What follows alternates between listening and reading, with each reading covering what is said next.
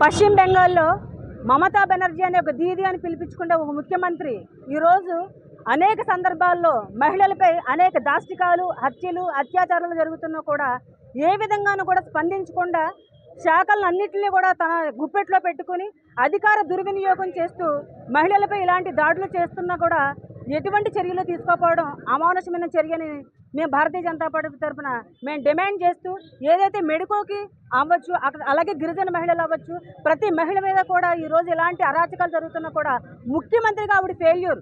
ఆ రాష్ట్రంలో అడుగు పెట్టాలంటే మహిళలకు ఎన్నో రకాలైనటువంటి ఇబ్బందులు, అక్కడ మాఫియాని ఆవిడ రన్ చేస్తున్న దానికి దీనికే పలు తార్కాణాలు ఉన్నా కూడా ఆవిడ ఒంటెద్ది విధానాలతో ఎక్కడా కూడా చర్యలు తీసుకోకుండా మహిళలపై ఇలాంటి అరాచకాలను కూడా అరికట్టలేనటువంటి ముఖ్యమంత్రిగా ఆవిడ వెంటనే ఆవిడ గద్దెన దిగాలని, ఎవరైతే నిందితులు ఉన్నారో వాళ్ళకి వెంటనే ఉరిశిక్ష వేయాలని భారతీయ జనతా పార్టీ తరఫున డిమాండ్ చేస్తున్నాం.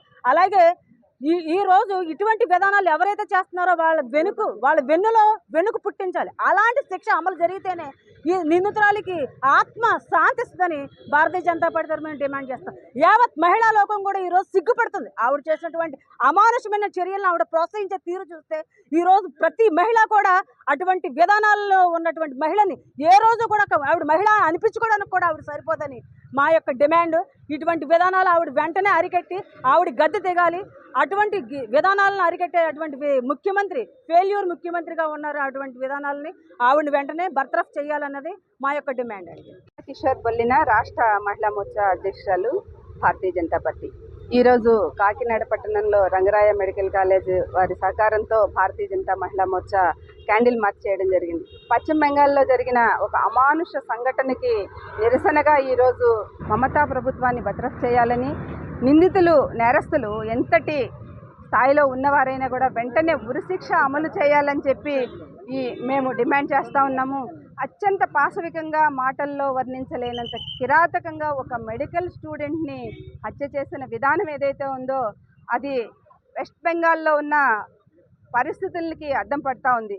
నిన్నగాక మొన్న సందేశ్ ఖలీలో ఒక గిరిజన మహిళ మీద హత్య చేయడం ఏదైతే ఉందో, ఈరోజు ఒక మెడికల్ స్టూడెంట్ని ఎంత పాశవికంగా అంటే అత్యంత దారుణంగా మనం అసలు దాన్ని చెప్పడానికి కూడా ఒక విధమైన గగురుపాటు వచ్చే సందర్భం అది. కాళ్ళు 90 డిగ్రీస్లో ప్రాథమిక రిపోర్ట్ ఆధారంగా పెళ్ళికు ఇలా విరిగిపోయిన సందర్భము, అసలు కళ్ళల్లోంచి రక్తం వచ్చిన సందర్భము, ఇవన్నీ చూస్తుంటే ఎంత దుర్మార్గమైన పరిస్థితులు పశ్చిమ బెంగాల్లో ఉన్నాయి అని మనం దీన్ని బట్టి అర్థం చేసుకోవచ్చు. వెంటనే మమతా ప్రభుత్వాన్ని బర్తరఫ్ చేయాలని, వారు ఎవరైతే నేరస్తులు ఉన్నారో వారు ఏ స్థాయి వారైనా సరే వెంటనే ఉరిశిక్ష వేయాలని మేము భారతీయ జనతా మహిళా మోర్చా తరఫున డిమాండ్ చేస్తాము.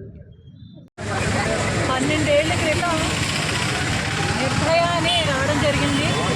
రెండింటికి మధ్యలో దిశ అని కూడా రావడం జరిగింది. ఈరోజు మళ్ళీ అభయ్ అనే ప్రోగ్రామ్ రావడం జరుగుతుంది. అంటే ఇలాగా ఏడాదులు గడుస్తున్నా సరే పేర్లు మారుతున్నాయి తప్ప ఇక్కడ మహిళలకి రక్షణ అనేది కనిపించట్లేదు.